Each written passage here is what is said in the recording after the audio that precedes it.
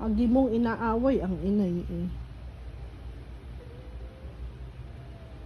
Inay, pupunta doon. Maybe ang inay nandun sa grocery. Tomorrow, pupuntahan natin doon sa grocery. Maybe ang inay nang hihingi doon ng money. Kasi ang inay ay hungry. Wala siyang dalang bag nung umalis. Tapos may bata pa doon sasabihin, "Ew, you're so dirty!" Kikik niya ang inay. "No, you're not allowed here." Sabing ganyan. Tapos sasabihin ng inay, ako, meron ako ulap. If ulap sees you, he's gonna away you. Sasabihin ng inay, if ulap is here, ulap will protect me. But ulap made me alis, sabi ng inay.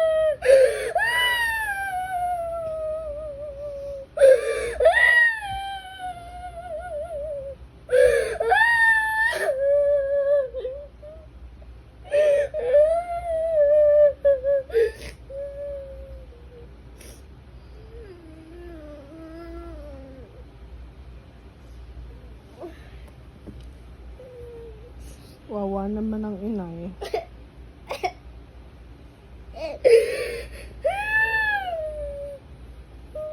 Nakoy, mamaya mag-night. Tas baka mang-rain. Ang inay walang umbrella. Siya mababasa.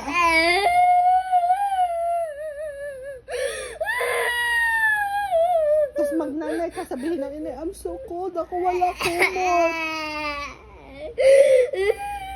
Wawa naman ang inay.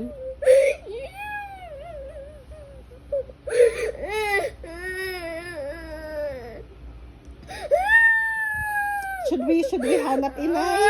Ha? Siya lang kan magsuot ka ng damit. Tayo mag-short. Yun, suot mo na lang ang crocs mo. Hahanapin natin. Paano kapag hindi na natin makita ang inay? Ha? What if we can't find inay?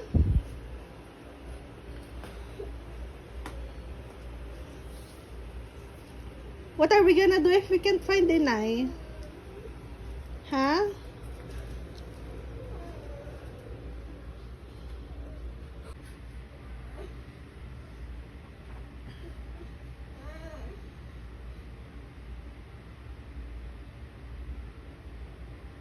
Maybe inay is just outside. Maybe inay is just hiding.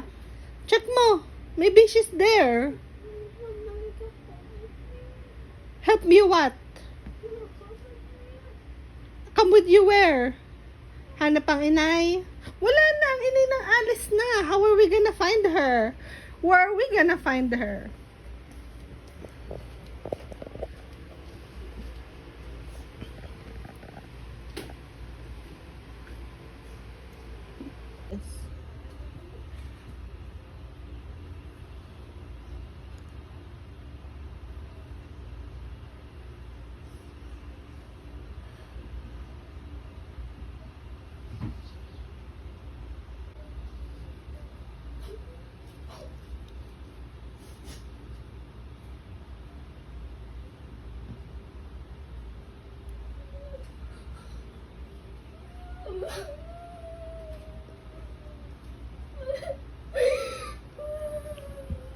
Ano ga?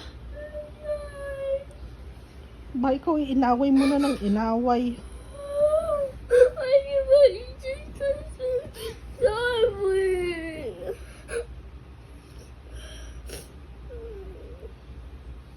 Oh.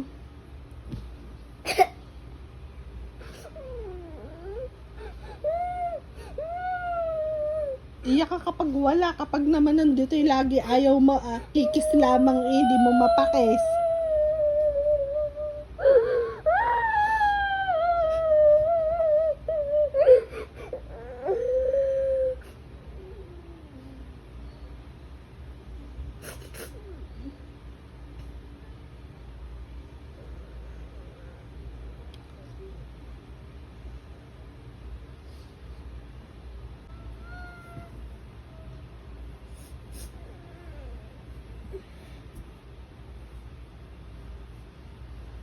Maybe may mga bata nang nandun sa labas na nang away sa inay. Kasi sabi nila, you don't have a grandchild.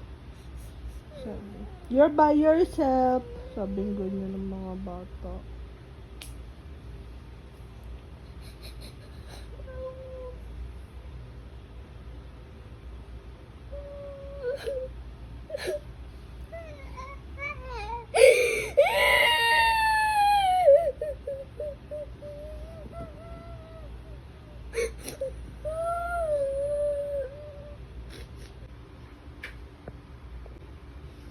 Nailak mo na ang door.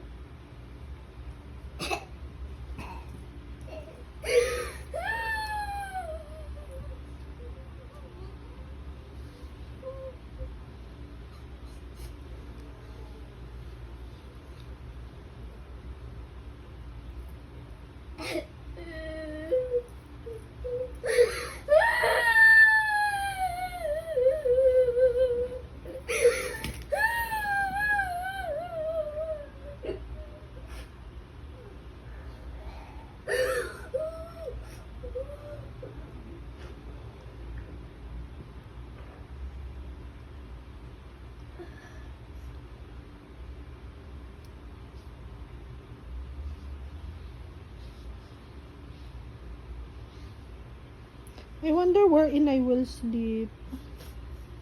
Walang bed. Walang kumot. Inay pa naman always lamig. Inay always wants kumot.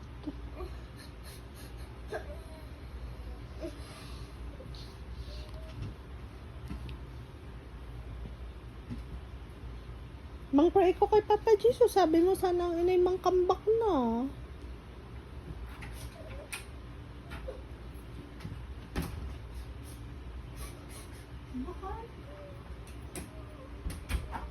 Yun na pala. Sabi ko sa iyo.